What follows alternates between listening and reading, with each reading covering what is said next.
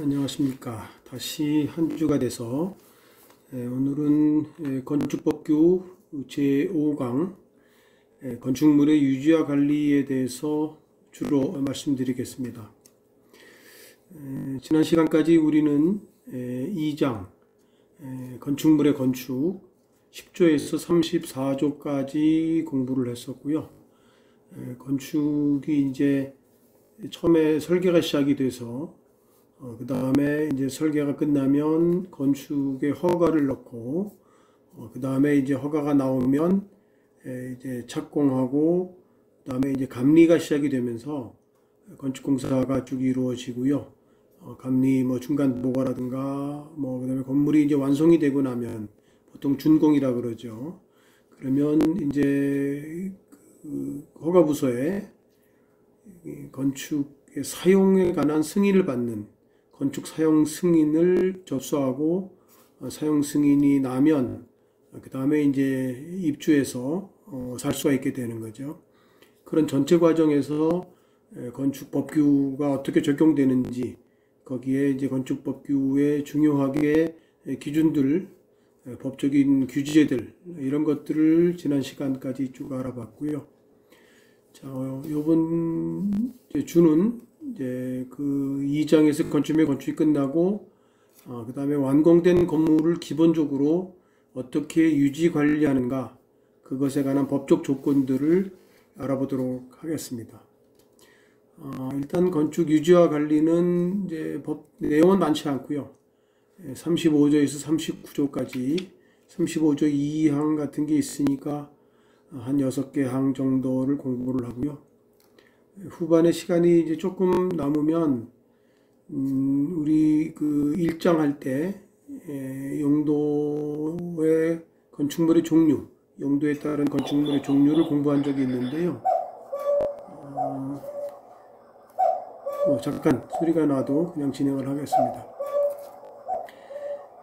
그 용도 중에 이제 가장 기본적인 용도, 우리 이제 그 생활 주변에 가까이 볼 수 있는 길거리에 있는 건물들이 이제 근린생활시설이라고 하는 용도가 있었죠. 근린생활시설이 이제 자꾸 더 이제 밀접한 관련이 있는 거는 일종 근린생활시설, 그 다음에 규모가 좀 크고 이제 그런 것들이 2종 근린생활시설이었는데 그 구분이 이제 법적으로 이제 많이 시험도 나오고 예민한 부분이어서 그거를 다시 한번 좀 설명을 하고요.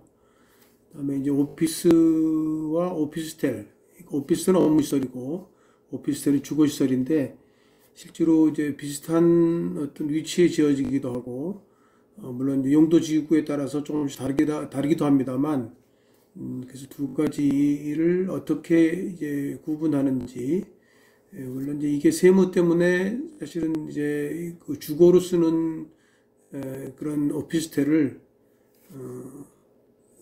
이제 완전 주거는 아니지만 법적인 요건을 오피스와 비슷하게 다루고 있습니다.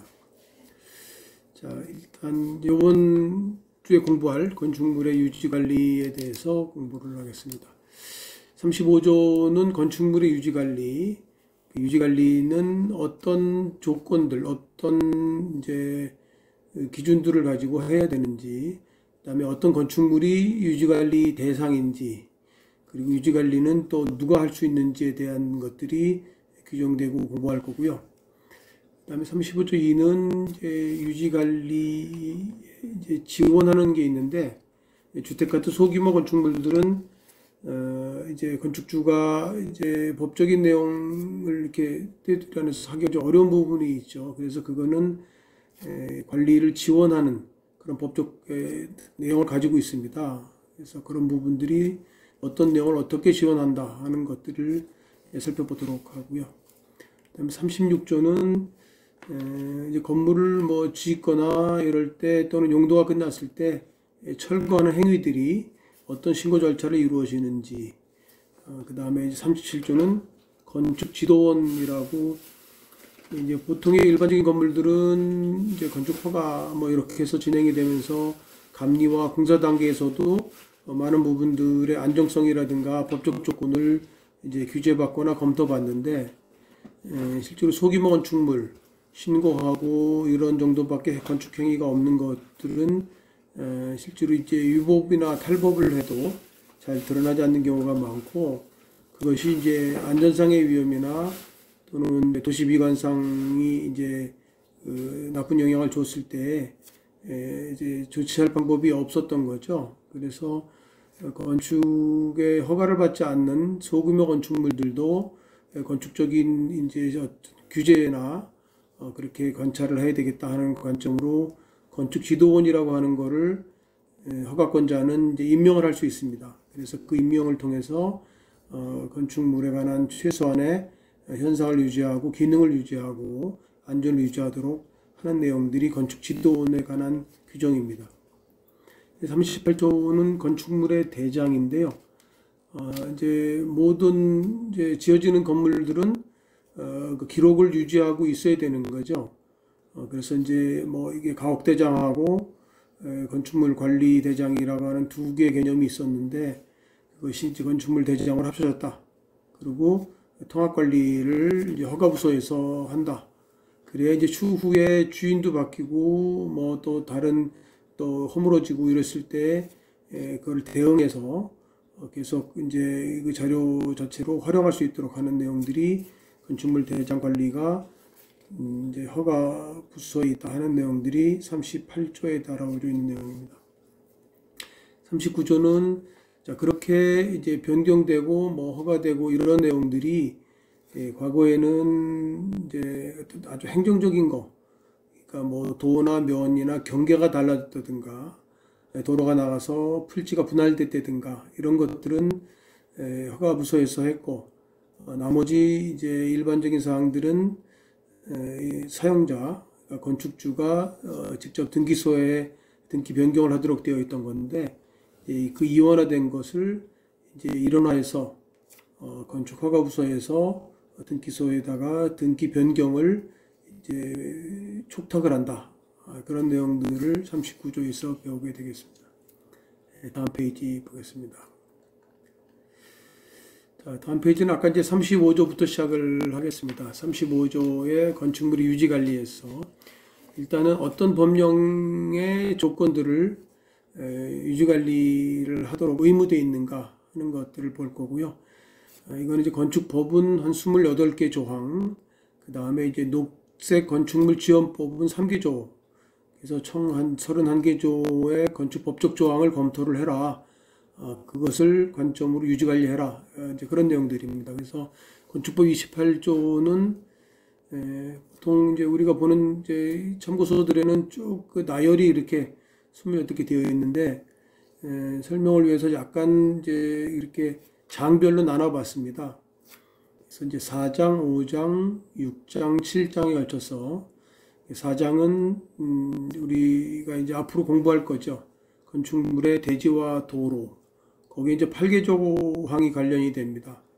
40조의 대지 안전, 41조의 토지 불착 부분 조치, 42조의 대지의 적용, 43조의 공개공지 확보, 44조 대지와 도로 관계, 45조 도로의 지정 폐지 또는 지정, 이렇게 끊어 읽어야 되는 거죠. 도로의 지정 폐지 또는 지정, 이렇게 읽는 것 같아요.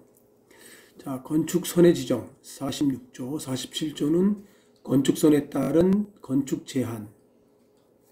이렇게 조를 이제 책을 봐도 되고 다 일일이 읽는 거는, 자, 이 건축법의 조항들이 우리가 조금 법을 공부하는 입장에서 좀 익숙해지면 나중에 이제 세부적인 법들을 공부하기에 조금 더 편한 내용이지 않을까 해서 다시 한번 이제 용어를 반복적으로 좀 익숙해지도록 그렇게 설명을 하려고 합니다. 그 다음에 5장은 이제 사실 건축법에서 제일 중요하고 많은 내용입니다.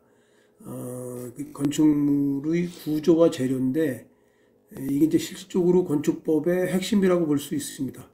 뭐 자격증 시험 같은데 굉장히 많이 나오는 내용이기도 하고요.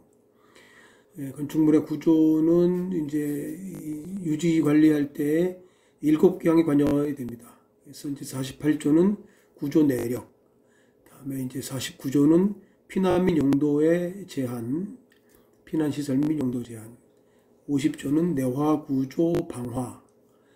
그 다음에 50조 2 고층 건축물의 피난 안전 관리. 이제 고층 건물은 일반 건물하고 달리 피난에 관한 것들이 굉장히 이제 어렵죠. 왜냐하면 이제 피난 시간도 많이 걸리고, 그다음에 이제 소화 진압을 위한 어쨌든 그런 그 고가 사다리 이런 접근도 어렵기 때문에 그 시간을 또 벌어줘야 될 부분도 있고, 그래서 피난 구역을 설정한다든가 별도의 안전 관리를 해야 되는 부분들이 50조 2에 규정이 되어 있습니다. 51조 방화지구안의 건축물. 그러니까 이제 불이 많이 날 위험이 있는 지역들을 방화지구로 규정하고 있고요. 거기서는 이제 건물을 띄어야 될 거리라든가 뭐 창문 간의 거리라든가 이런 세부 규정이 많은데, 자, 그런 것들이 유지 관리 때 어떻게 유지되는지 이제 그거를 이제 검토를 점검을 해라 하는 내용들이고요. 52조는 내부 마감 재료. 내부 마감 재료도 이제 안전상의 문제도 있고 또 이제 방화나 내화의 문제도 있기 때문에 그런 것도 이제 점검을 해야 될 거죠. 그다음에 이제 지하층. 지하층은 특히 이제 피난에 취약하죠. 그리고 200제곱미터 이하는 또 이제 계단실 하나에 탈출구만 있으면 되기 때문에 그런 것들이 이제 유지되는지, 보통 우리가 방송에서 보는 사고들이 굉장히 많죠. 지하에 많은 이제 업소들이 있는데 그런 비상문들의 관리가 소홀히 한다든가 비상 계단의 관리가 잘 안 되는 경우에는 굉장히 많은 이제 사상할 수 있는 사고가 일어날 수 있습니다. 그래서 이제 지하층에 대한 부분도 유지관리의 중요한 법적 내용으로 관리를 하자 하는 거고요. 6장은 이제 지역지구 건축물. 6장도 이제 5장보다는 뭐 양이 적고 좀 그렇지만 굉장히 중요한 건축법 내용들이 많이 있습니다. 그래서 이제 54조 대지가 지역지구에 걸쳐 있는 경우에 어떤 조치가 있는데, 이것도 각각의 지역지구의 법적 조건을 맞춰서 건축 허가를 받았는데 그거를 이제 침범해서 위법해서 쓰고 있다든가 이런 것들을 계속 이제 관리 유지를 해라 하는 취지고요. 55조 건폐율, 56조 용적률. 자, 이런 이제 조항과 그런 이제 법규 내용들을 같이 매칭해서 이해를 하거나 암기하는 것이 좋겠죠. 자, 57조 대지의 분할, 58조 대지안의 공지. 대지안의 공지도 이제 법적으로 굉장히 어려운 개념이고 실무에서도 대지 경계선, 그러니까 이제 건축선과 인접대지 경계선 두 가지죠. 거기서 얼마나 건물을 띄어야 되는가. 그래서 법적 조건을 받아서 그렇게 이격해서 지었는데 실제로 적치물이라든가 뭐 또 중축이라든가 뭐 창고를 이어내면서 대지안의 공지가 많이 훼손되기도 하기 때문에 자, 그런 것들을 유지 관리를 해라 하는 취지가 있을 거고요. 그다음에 이제 높이 제한, 건물의 높이도 임의로 높이는 경우도 있고 뭐 이래서. 그다음에 이제 61조는 별도로 1조 높이 제한이라고, 이거는 이제 주로 주거에서 많이 이루어지는 일이죠. 어떤 건물이나 뭐 아파트 같은 것이 있을 때 앞에 건물 때문에 이제 자기 건물이 그림자가 져서 어떤 생활권을 이제 해치게 된다든가, 또는 자기 건물이 남의 건물에 그림자를 미치면 안 되도록 법에서는 일정 건물을 띄워서 짓는 것. 이거는 햇빛이 들어오는 것에 일조권의 문제도 있고요. 그다음에 앞에 건물이 너무 이제 코앞에 답답하게 있으면 안 되기 때문에 조망권이라고 건물을 좀 띄워서 열려져 있도록 주로 이제 주거 지역에서 이제 관리되는 조항입니다. 자, 그다음에 이제 7장 건축물의 설비 6개조. 뭐 건축 설비는 이제 주로 환경을 기계적인 환경으로 컨트롤하는 게 많으니까 환기라든가 채광이라든가 이제 온도 이런 것들을 기계적으로 조작하는 부분들이 이제 생활권을 위해서 잘 유지돼야 된다는 거고요. 특히 이제 63조의 온돌 및 난방 설비의 시공도 이제 중요한 검토 내용이고, 그다음에 승강기도 이제 안전의 문제라든가 굉장히 이제 조심스러운 기구죠. 수직교통으로서의 승강기도 그런 이제 그 관리 대상 유지관리의 의무가 있는 거고요. 그다음에 지능형 건축물의 인증. 자, 지능형 건축물은 인텔리전트 빌딩이라고 그러죠. 그래서 설비적으로 또는 건축적으로 많은 내용들에다가 이제 센서를 부착을 합니다. 그래서 온도라든가 뭐 이제 습도라든가 또는 이제 사람의 문을 연다든가 닫는다든가 또 보안의 문제라든가 그런 것들이 전부 이제 중앙 감시실에 연결이 돼서 거기서 컨트롤하도록 되어 있는 것이 이제 지능형 건축물이죠. 간단하게 얘기하면. 그래서 뭐 스마트 빌딩이나 인텔리전트 빌딩은 별도로 인증을 받아서 많은 인센티브를 주게 됩니다. 그러니까 건물이 이제 그 지능형으로 가야 된다라고 하는 취지가 있을 거고요. 돈이 많이 드니까. 그다음에 67조 관계 전문 기술자. 이것도 뭐 이제 설비 뭐 또는 구조 이런 것들을 전문가들이 인허가에도 관여하고 공사 때도 관여했기 때문에 그런 이제 중요한 부분들은 그런 전문 기술자랑 관련된 부분들로 유지 관리를 해야 된다. 68조는 기술적 기준. 그다음에 이제 녹색건축물 지원법은 3개조가 있습니다. 녹색건축 지원법은 물론 최근에 생긴 법이죠. 그래서 그린빌딩이라고 하는 개념은 주로 이제 에너지에 관련된 것이 많습니다. 그러니까 이제 그 친환경적인 뭐 자재를 쓰고 그다음에 에너지를 낭비하고 효율적으로 작동하도록 재료라든가 이제 형태라든가 이런 것들을 이제 제어하는 내용들이 있고요. 자, 그런 내용도 유지관리에 검토를 해라. 거기 이제 화살표로 된 이게 세 가지는 요거는 이제 그 퀄리티 높은 인증된 건물 그런 건물에 대해서 유지관리에 대한 의무가 별도로 관여된다 하는 내용들이 되어 있습니다. 자, 일단은 어떤 것을 유지관리를 해야 되는가 하는 내용들을 이제 본 거고요. 그 다음에 이제 정기 점검을, 그러면 유지관리를 어떻게 할 것이냐, 이제 정기 점검이라고 하는 방식으로 합니다. 그래서 기본적으로는 이제 사용 승인, 준공이 나고 이제 사용 승인을 받게 된다 그랬죠. 그랬을 때 10년이 경과한 후 2년에 한 번씩 이제 정기 점검을 하게 되고요. 물론 이제 수시 점검을 또 뭐 하도록 그렇게 유도도 합니다. 그래서 법 35조의 유지관리에 있는 내용 중에는 일단 건축물의 대상이 먼저 이제 언급이 됩니다. 그래서 어떤 건물들을 정기검진을 할 거냐, 네 가지 카테고리가 있는데요. 다중이용 건축물, 그 다음에 이제 집합건축물 3.0제곱미터 이상. 그러니까 집합건축물은 한 건물에 많은 이제 영업장들 또는 뭐 세대들 이렇게 한꺼번에 이렇게 세를 갖고 있거나 소유하고 있는 건물들을 집합건축물이라고 합니다. 그래서 이제 상가가 많이 있다든가 뭐 이제 주거와 상가가 겸해 있다든가 이런 것들이 이제 집합건축물인데 3,000제곱미터 이상은 아까 2년에 한 번씩 그렇게 정기 점검을 받아야 된다는 내용이고요. 그 다음에 다중이용업소. 다중이용업소는 아까 다중이용 건축물하고 좀 다르죠. 다중이용 건축물은 우리 앞에서 설명을 잠깐 했는데 5,000제곱미터가 넘는 그야말로 이제 다중이용하는 뭐 종교시설이라든가 뭐 관람시설이라든가 집회시설이라든가 이런 것들이 다중이용 시설이죠. 그 다중이용 업소는 건물 자체는 아니지만 이제 그런 업소에 이제 다중이용 사용하는 것, 다중이 사용한다는 거는 여러 가지 이제 재해 때 위험의 어쨌든 발생이 폭발적으로 크게 되는 거기 때문에 그런 건물들을 특별히 조례로 정해서 점검을 하도록 그렇게 하고 있고요. 준 다중이용 시설 중에 이제 구조 자체가 좀 특별한 것들, 그런 것들을 이제 정기 점검하게 되어 있습니다. 아까 얘기한 대로 2년에 한 번씩 사용 승인 10년 후 하게 되어 있고요. 허가권자는 이제 3개월 전에 이제 건축주한테 또는 관리자한테 통보를 하게 되어 있는 의무가 있습니다.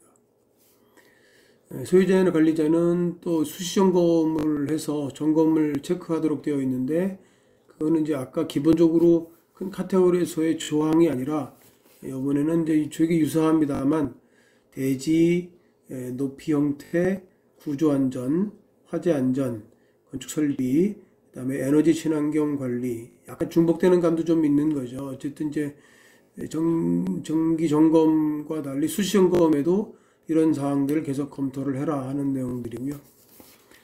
그다음에 이제 35조의 마지막 내용은 그럼 유지관리 점검을 건축주나 관리자가 누구한테 위촉해서 하느냐? 세 가지의 카테고리가 있습니다. 이제 건축사 사무소, 뭐 이제 이 건물을 허가냈거나 감리했던 경우가 아니어도 상관이 없죠. 건축사 사무소에 위탁해서 할 수 있고, 또 건설기술 용역업자한테 위탁해서 할 수 있습니다. 그러니까 이제 건설기술 용역업자는 과거에는 주로 이제 전문 감리 회사였는데 지금은 이제 조금은 영역이 포괄적이 돼서 그런 건설기술 용역을 하는 그런 회사가 이제 이런 유지관리의 영역을 맡아서 할 수 있다는 얘기고요. 또 하나는 건축 분야 안전진단 전문기관.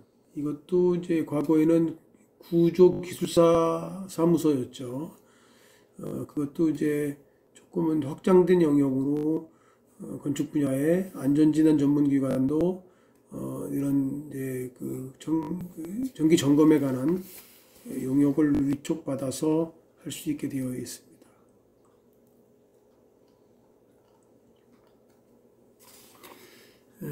다음은 이제 법 32조 2인데요. 32조 2는 유지관리를 하는데 이제 아까 규모가 좀 크거나 뭐 관리 주체가 따로 있거나 하는 경우는 이제 돈을 모아서 하든가 뭐 그런 부분들이 유지관리를 이제 이렇게 자기 비용을 들어서 할 수가 있는데 주택 같은 경우에는 그런 경우가 이제 방치되는 경우가 많고 그래서 정부에서 이제 그런 허가부서를 통해서 그런 유지관리를 지원하도록 하는 법적 조건을 이제 만들었습니다. 그게 이제 32조 2항이고요.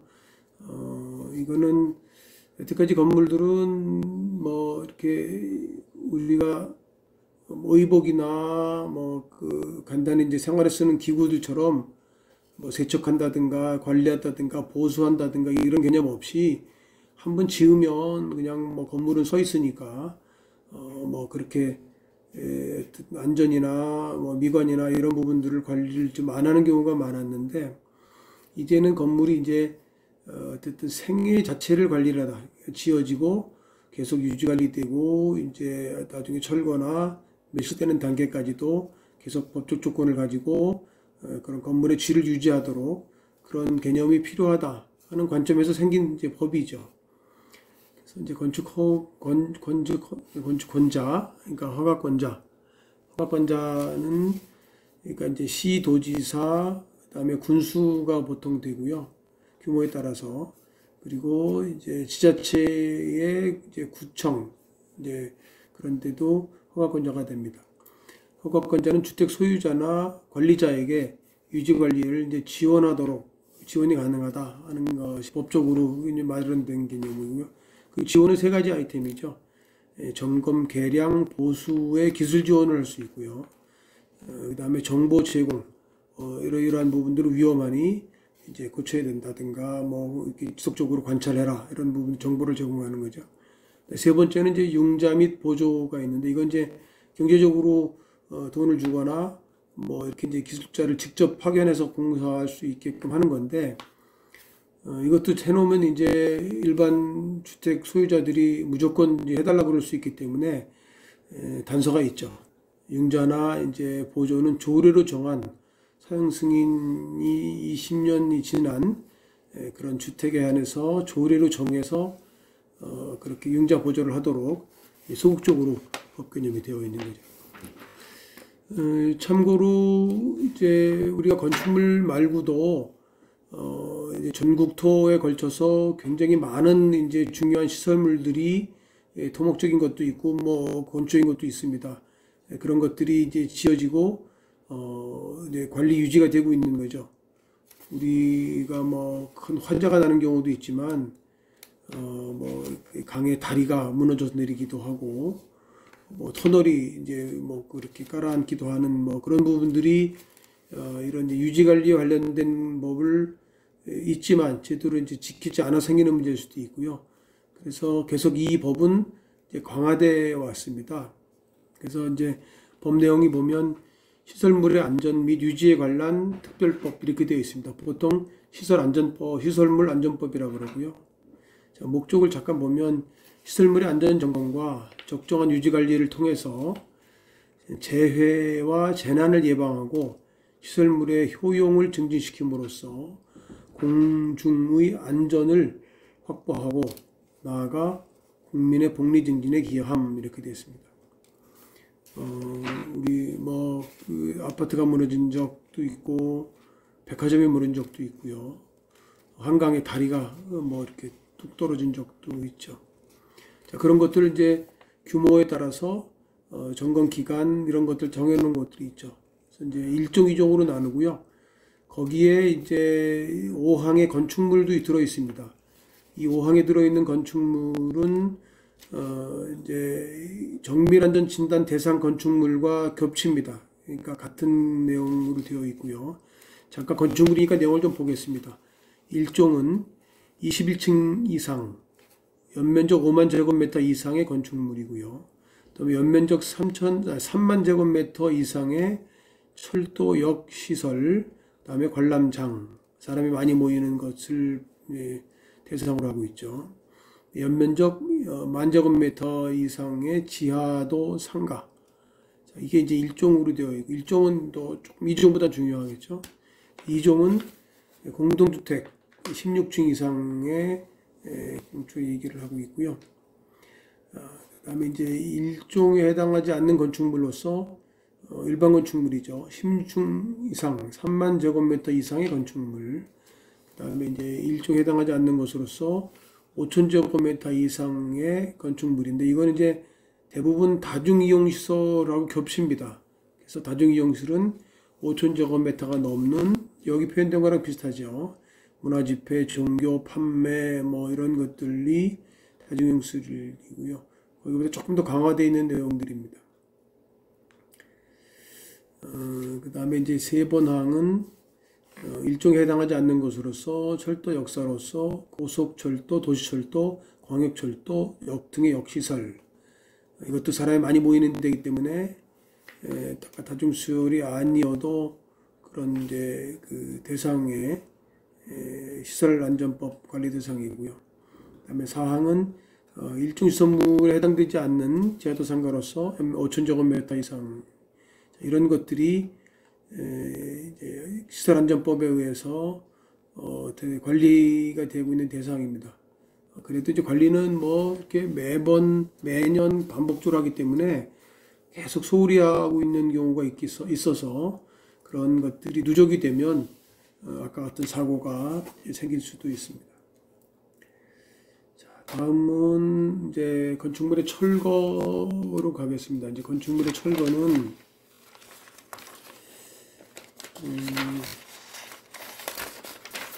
이제 법조항은 이제 36조죠. 그래서 36조의 철거는, 이거는 건축물의 건축에서 일부 이제 다루기도 했습니다. 그런데 여기는 조금 더 이제 이게 여기가 본 규정이죠. 그래서 건축물 철거는, 자, 어떤 이제 허가를 내서 건물을 짓는다 했을 때 기존의 건물이 있으면 기존의 건물을 철거를 해야 건물을 지을 수 있죠. 그래서 그 건물을 철거하려고 하는 예정일 7일 전에 해라. 이런 날짜 이런 것들이 이제 시험에서는 체크하기 좋기 때문에 많이 나옵니다. 그 다음에 재해를 멸실한 경우는 30일 내에 신고해야 한다. 보통 철거 신고와 멸치 신고가 약간 이제 헷갈리는 경우가 있습니다. 그런데 철거는 어떤 목적을 가지고 이제 이렇게 의도적인 철거를 하는 거고요. 멸실은 자연재해나 천재지변 등으로 이제 무너진 것, 자기 소유의 것이 무너졌는데 그걸 방치할 수 없으니까 그거는 이제 기간을 좀 갖고 있지만 30일 이내 신고해야 된다라는 내용이 6조에 들어있는 내용이고요. 지금 목이 말라서 잠깐 좀 쉬고 2부로 진행을 좀 하도록 하겠습니다. 잠깐 쉴게요.